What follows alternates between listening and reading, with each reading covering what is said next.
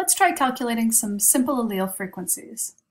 For this group of beetles, assume we're looking at a color locus that is inherited in a Mendelian fashion, just like Mendel's experiments with pea plants. And at that color locus, there are two alleles.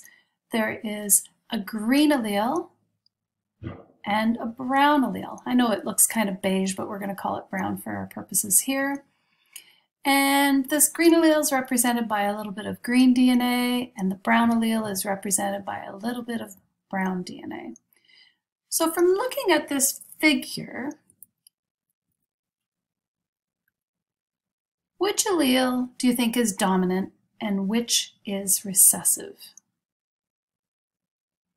Well, from looking at the phenotypes of these beetles, you see that this one is all green and it has two green alleles. This one is brown, but has a brown and a green allele, and we see that pattern throughout the entire population.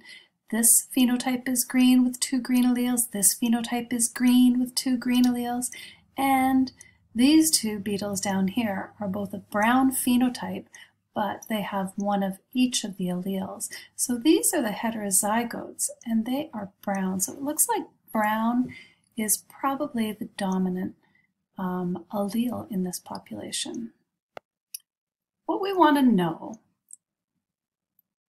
is what is the allele frequency of the green allele and the brown allele in the first generation of beetles. And remember that the allele frequency is equal to the number of copies of an allele over the total number of alleles in the population. So in this population of beetles, we have 1, 2, 3, 4, 5, 6 individuals. Each of them has two alleles. So the total number of alleles is going to be 12. So the number of green alleles in this population, if we counted them, is 1, 2, 3, 4, 5, 6, 7, 8, 9. So 9 of the 12 alleles are green. So this is the frequency of the green alleles. And of course that equals 3/4, which equals 75%.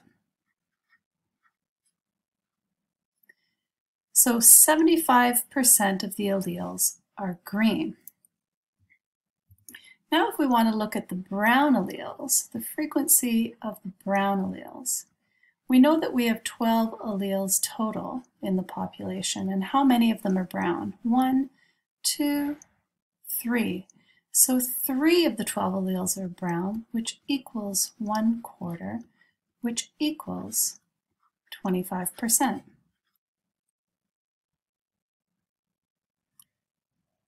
And this makes sense because if we added 75 plus 25, we get 100%, and that covers all of the alleles in the population.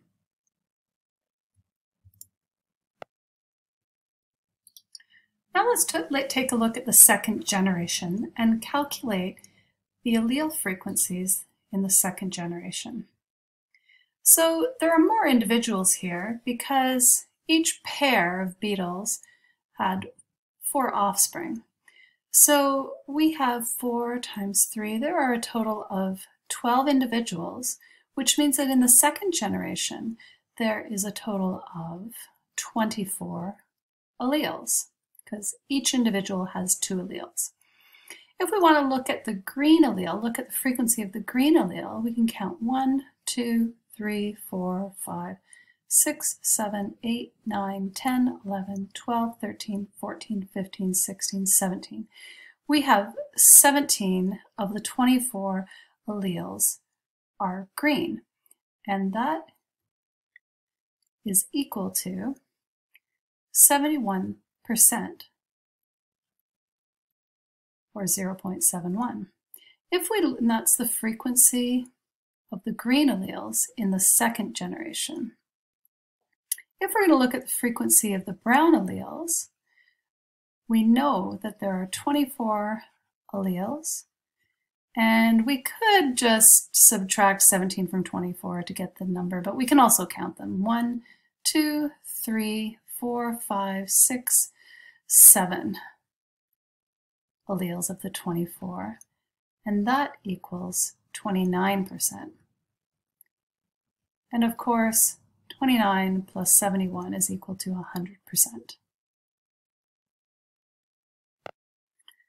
So if we wanted to look at an equation to accommodate calculating allele frequencies, we could look at the frequency of the green allele is equal to 2 times the number of individuals who are homozygous for that allele plus 1 times the number of individuals that are heterozygous for that allele, and divide that over 2 times the total number of individuals, because each individual has 2 alleles.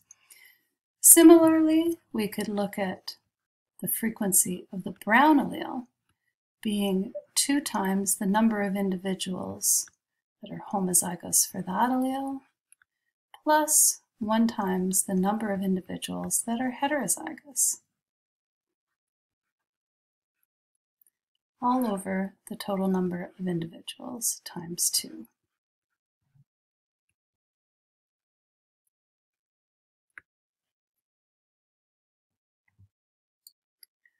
So when we consider these equations for calculating the allele frequencies, we can apply those to situations where we have much bigger populations and we can't physically, individually count each of the different types of alleles.